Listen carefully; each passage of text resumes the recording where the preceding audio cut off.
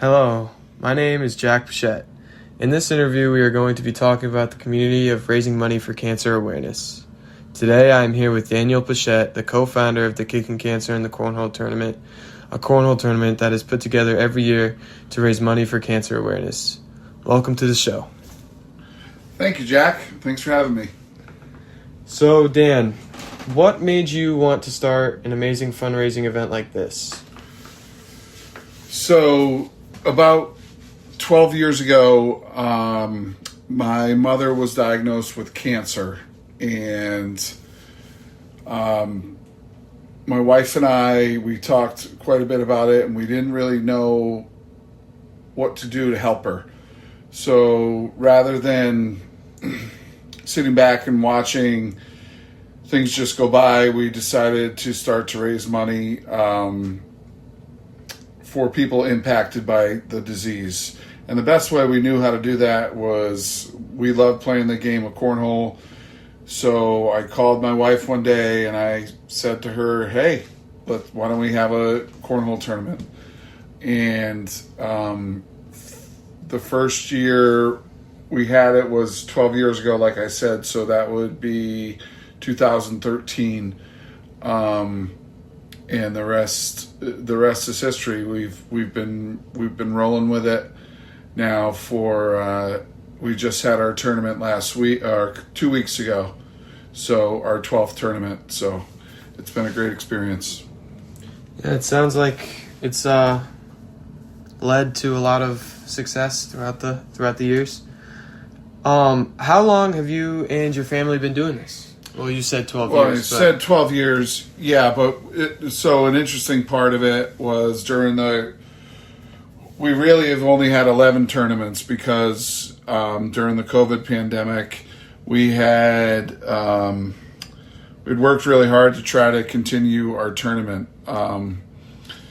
And unfortunately, we weren't able to hold the tournament that year. As hard as we tried, we did social distancing and we had a rotating schedule for it, but we still, just because of regulations, weren't able to have it.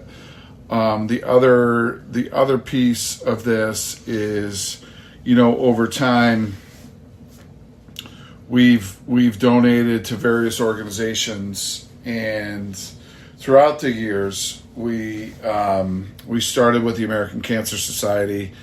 And then we donated to them for, I think, 2 years.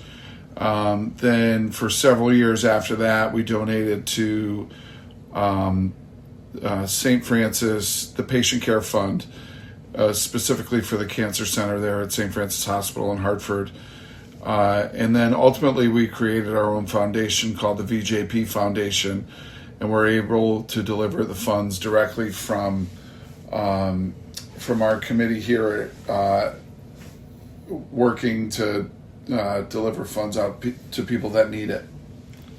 Well, it seems like you've raised a lot of money over the years. How much money, if you don't mind sharing exactly, have you raised over the years approximately? Approximately, I think we're just under 12 years. I think we're just under $200,000 that we've given away. Minus obvious minimal operating expenses, but we've given away just under $200,000. And if you'd like me to, I can continue. I can discuss where we've delivered. I don't know if that's a future question of yours. Yeah. So was actually the next question I was going to ask was. You did say the different societies on who you donated the money to, but I was just looking for a little bit more of an expansion on that topic. So, initially, like I said, we had given to American Cancer Society, and in our opinion, we didn't have much control over where the money went then. It just went into kind of their general fund. That didn't really sit well with us, so we decided to switch over to St. Francis and have it directly go to people that needed it. And we worked really closely with the St. Francis Foundation to make sure that the people that needed it in the greater Hartford area got the money directly to them for their needs. And then we created, I think about 4 or 5 years ago, we created the VJP Foundation. And that really gave us control over how we could distribute the money on our own. And that was due to feedback we received from our donors. They would really like to see the money given closer to home and directly impacting by the choice of our committee and based on specific criteria. So how we disseminate the funds, we do it in really 3 buckets. One of the buckets is we do direct patient care funds. So if someone we know or somebody recommends somebody to us that is going through cancer that is in need, we will make an immediate direct contribution to them. And our philosophy on it is it really is directly given to them, and however they choose to spend the money is really up to them. We don't have parameters on that. So we've decided that, whether they need to, for example, keep their lights on or buy groceries or, pay tuition for their students to go to school. If we can help, we'll help with that, with those funds.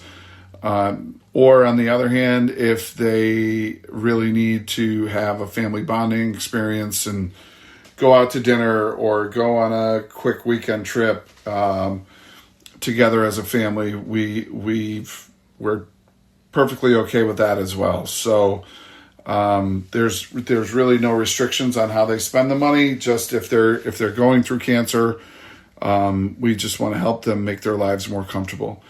The other bucket we distribute to is specifically to several high schools in Eastern Connecticut. One for scholarships for students that have been impacted by cancer, whether it be themselves or an immediate family member. We asked them to complete an application and write an essay on how they've been impacted by cancer and how it's really changed their life. And so we give, this past year, for instance, we gave $1,500 in scholarships to Rockville High School in Vernon, Connecticut, another $1,500 to Norwich Free Academy in Norwich, Connecticut, and another $1,500 to Griswold High School. And we had, let me think about it. There was 6 students that received those funds throughout those in those high schools. So we distributed $4,500 to those 3 high schools. And the final bucket in which we give is directly to medical facilities. Most recently, we've been giving to Bacchus Hospital down in Norwich, Connecticut, in their cancer center to really kind of help directly improve the treatment experience for people. An example, in years past, we've delivered funds to them to purchase specific items. Like 1 year, they purchased vein finders to help patients when they're getting infusions, and the phlebotomist has to find a vein. The vein finder helps them so they're not continually stuck in order to find a vein. That just improves their quality of life. Another year we had given to them to purchase cooling mittens and booties for people that are going through cancer or radiation and or chemo or infusions. And that is because people that are going through that treatment frequently go through neuropathy in their appendages, and they get hot and cold spots in their feet and hands. And the cooling mitts help to just make them more comfortable.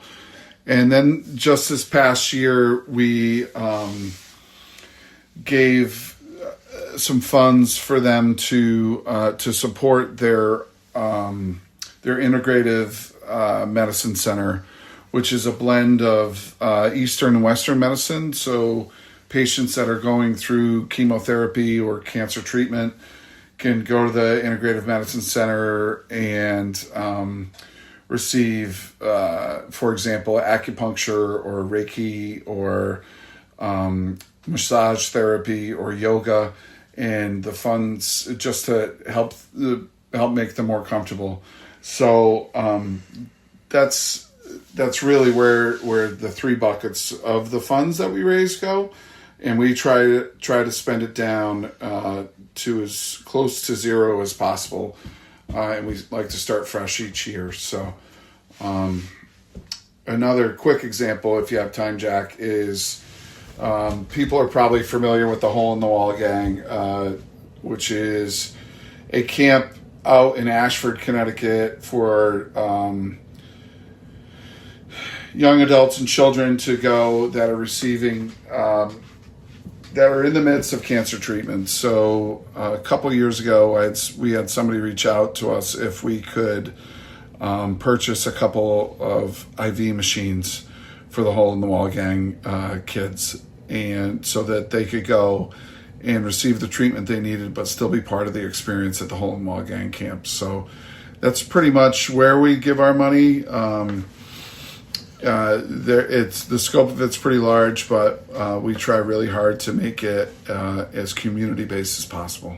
Yeah, it seems like it. It seems like you guys have really branched out with spreading out the money and making sure everybody that's in need gets enough. We try to.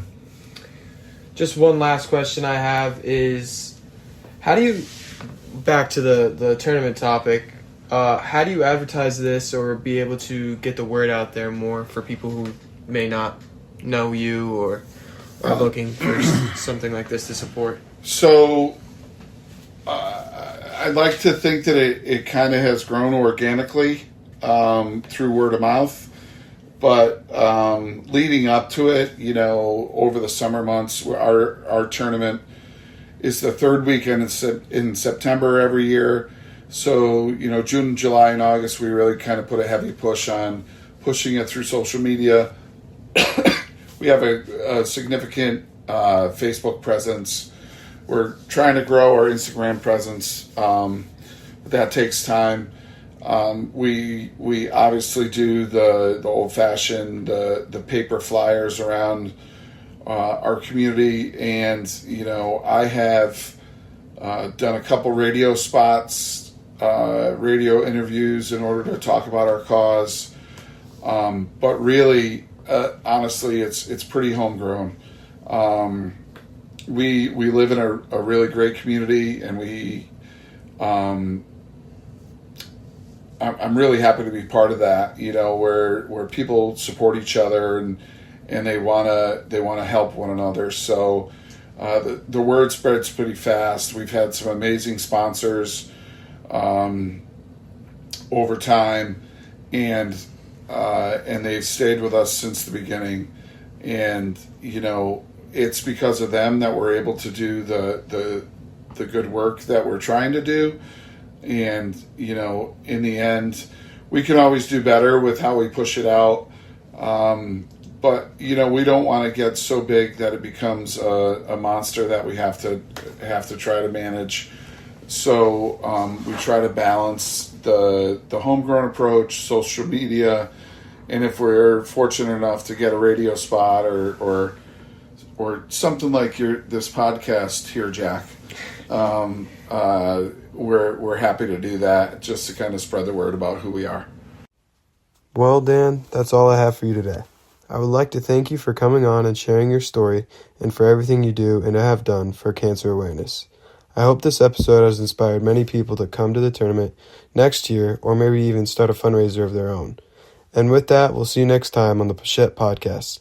I'm Jack Pochette. Good night.